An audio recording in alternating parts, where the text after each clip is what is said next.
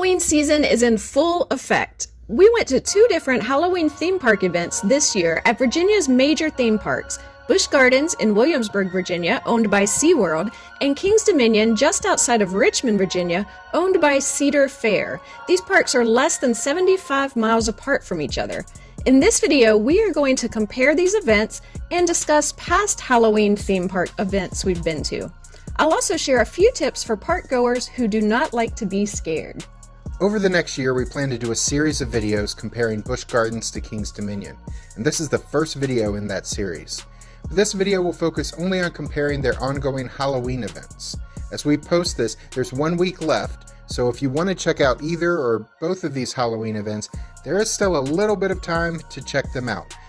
But after this week, we hope this video will be a resource for residents of Virginia and the surrounding states, and for people who are planning trips to Virginia to decide if they want to attend these events in future years as well. First, let's talk about the daytime, family-friendly Halloween events. Kings Dominion's main children's section of the park is Planet Snoopy, themed to the Peanuts cartoons. Their famous cartoon, It's the Great Pumpkin Charlie Brown, is the inspiration for this event called the Great Pumpkin Fest. It's held Saturdays and Sundays from the last weekend in September through Halloween, and this event runs from 2 p.m. to 6 p.m. Busch Gardens Kids section, the Sesame Street Forest of Fun, is holding a similar event hosted by The Count. It's called The Count's Spooktacular and runs from 10 a.m. to 5 p.m. on Saturdays and Sundays from late September through Halloween. The two events have much in common. Each has characters dressed in their Halloween costumes for meet and greets and a hay maze, and they encourage kids to wear their Halloween costumes. Each has some sort of art project. Busch Gardens has a coloring page for kids to work on. Kings Dominion had kids painting pumpkins. Each has a show of some sort. Busch Gardens has a stage show hosted by The Count and friends, and they're performing Halloween-themed songs. Kings Dominion has a roving magician doing illusions for families in the area. They also each had a few things that set them apart. Busch Gardens has a dance party held once an hour with Sesame Street characters and a children's scavenger hunt that takes them through the entirety of the theme park looking for pumpkins. Kings Dominion has Halloween-themed midway games where kids can win prizes, as well as a derby where kids can drive mini tractors. But Kings Dominion wins the family event category pretty handily. They have more Halloween decorations in the area than Busch Gardens did, so the fall theme is much more apparent everywhere you look there.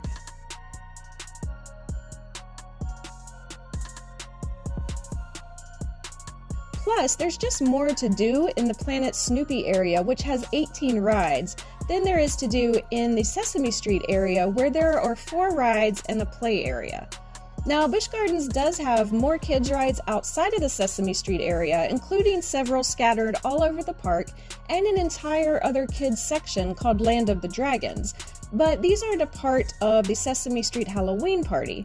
So, unless your kids are at that age where they're really into Sesame Street, we suggest going to see the Peanuts gang at Kings Dominion. Next, let's talk about the shows. As the sun went down, Kings Dominion's Halloween Haunt and Busch Gardens' Howl-o-scream began. Both events advertised a similar number of shows. The best 2 we saw at Kings Dominion both took place as the event started. The first was the opening ceremony, Blood Rain, which featured a lot of the monsters you'll encounter later in the night, and also, well, an attempted execution. That was immediately followed by Heads Will Roll, a show featuring singers and dancers performing well-known pop hits with a Halloween spin. This was the best show that we saw at either park. We also saw 2 different bands performing and listened to them for a while.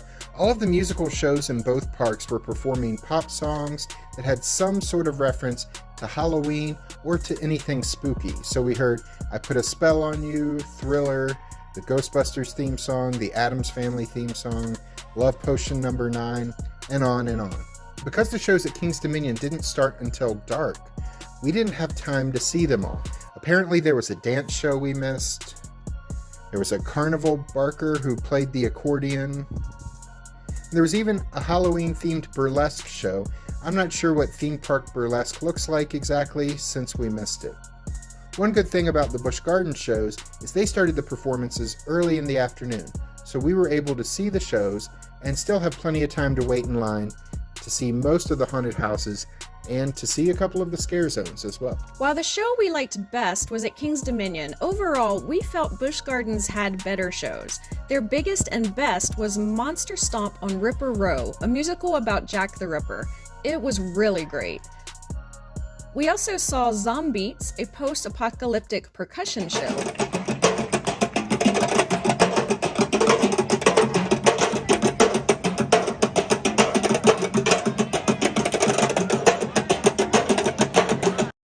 The Skeletones, a brass band performing with a couple of singers, and Phantoms of the Fest House, which was like American Idol but with monsters. We missed Jack is Back as there was a stage fire which canceled the performance that we showed up for, but some friends of ours attended howl-o-scream this week and recorded some footage of Jack is Back that they provided to us since they knew we didn't get to see it. This show features howl-o-scream's most iconic character, Jack. There were lots of pumpkins and dancers and scarecrows on stilts. I am amazed at seeing those people on stilts dancing. I'm not sure I could even remain upright on stilts, and there they were dancing. We felt the quality of shows at King's Dominion and Busch Gardens were similar, but except for Heads Will Roll at King's Dominion's Halloween Haunt, we just liked the shows at Busch Gardens Howl-o-Scream a bit better. Let's talk the haunted houses and the scare zones. You can watch our videos about each event if you want to know in detail about each house we saw. Both parks had 5 haunted houses and 4 scare zones. In both parks, we missed out on one of the haunted houses due to time constraints. And we only saw 2 scare zones at Busch Gardens. We only saw 3 of them at King's Dominion. Both parks offer some type of fast pass where for a price starting at $50 at King's Dominion and starting at $70 at Busch Gardens, you can bypass the main line to each haunted house. If you want to see everything, this is a good investment. We went early in the season and both events were pretty crowded with waits of over 30 minutes, sometimes way over 30 minutes at each house. This weekend, both parks were extremely crowded. King's Dominion reached capacity and was turning people away.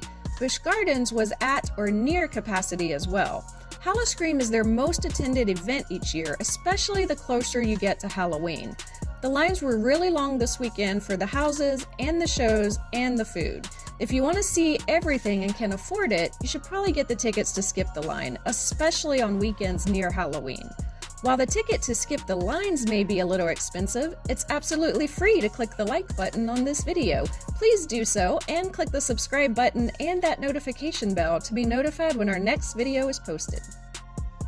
Even though it was close, we liked the haunted houses at Busch Gardens a bit better. The theming was a little better. I will say, we only started visiting theme park haunted houses over the last year. We were at Universal Orlando last October, and while the pandemic resulted in Universal canceling the 2020 Halloween Horror Nights, an event we've never attended, they did have 2 of the haunted houses open that had already been built for the event before it was canceled, so we were able to check out those haunted houses during our day at Universal. Last year we walked through their 2 houses, Revenge of the Tooth Fairy and The Bride of Frankenstein, with great dread, not really knowing what to expect. Both of these houses, by the way, were featured again this year, since last year's Halloween Horror Nights was canceled. The houses last year at Universal didn't seem too scary because the scare actors were behind plexiglass due to COVID, so you knew there had to be plexiglass in the area for them to appear behind. One thing Universal did a good job at, though, was separating groups going through the houses, which Busch Gardens and King's Dominion did not do a good job at for the most part. They were trying to get as many people through the houses as possible, as fast as possible. You could see the people just a few feet in front of you getting scared, so you knew what was coming. Busch Gardens did try to break up groups with heavy curtains so you couldn't see what was ahead until you went through the curtain in some houses, but it was only a few seconds until you got your bearings and could once again see what lies ahead. Having said that, we like the theming and the stories of the houses better at Busch Gardens. I was a little surprised at how I wasn't really scared. Each park got us with a couple jump scares, but even then, we were just slightly startled. Jack actually joked on me for complimenting scare actors on their costumes, but I just really enjoyed seeing the sets and looking at their costumes and the makeup as we walked through, so I mentioned it to them sometimes. Jack and I decided we would really enjoy being scare actors at events like this. They seem to be having more fun than the customers, but this just isn't likely to ever be our favorite form of entertainment. Yeah, my mind just won't let me put aside my disbelief and go with it. These actors cannot touch you. You walk through these houses knowing any second another actor is going to jump out at you. When they try to chase you with chainsaws down the walkway, these are employees with chainsaws that are not operational. You're in zero danger. Your biggest danger is twisting your ankle as you run away from them. I was a little envious of the people who were totally into it, but I just don't understand how adults get themselves in that mindset. Having gone off on that tangent, we did still appreciate the houses and the scare zones the way we might a play or a movie. Alice, I know you were afraid of being afraid, so what tips would you give people attending these events and are stressed out about the experience? Well, both parks sell what they call no-boo necklaces for around $12 or $15. This is a bit of a cynical play. So first they sell you tickets to an event where they're going to scare you, and then they sell you necklaces for an extra price to make them scare you less. But these necklaces light up and they let the actors in the scare zones know that you do not wish to be scared. And they seem to do a good job of leaving people alone who had on these necklaces. Of course, this only works in the scare zones, which are just open walkways where roving scare actors scare people as they're traveling through the park. If you actually go into the haunted houses, the scare actors will never see your necklace until they've already jumped out to scare you, and then it's too late. So if you don't want to get scared as you walk through the park and don't intend to actually go into the haunted houses, you might consider buying a no-boo necklace. The next tip is, if you see the scare actor coming, look at them and smile. They're typically looking for people to startle, those who aren't paying attention. If you show them that you see them coming and act unafraid, then they'll likely smile back and go have fun with someone else. Like Jack said, just keep in mind these actors can't touch you, but will be coming from all sides to try to scare you, so being on high alert will help you be less afraid. Also, if you're going through with a group, try to get in the center of the group and stick close to the group. The person who gets jumped out at is usually the first person in the group. If you're not that person, you will be a spectator. So you want to put the biggest, bravest person up front. I walked behind Jack the whole way through these houses and mazes and the scare zones. And at Busch Gardens, sometimes both of us walked behind his sister, who has been to howl-o-scream numerous times and was a lot more comfortable in the houses than we were at first. If you don't want to be scared, your group should not put too much space between you and the people in front of you for reasons that we've already discussed. All good tips. We noticed Busch Gardens seems to have a lot more Halloween merchandise, including some funny t-shirts.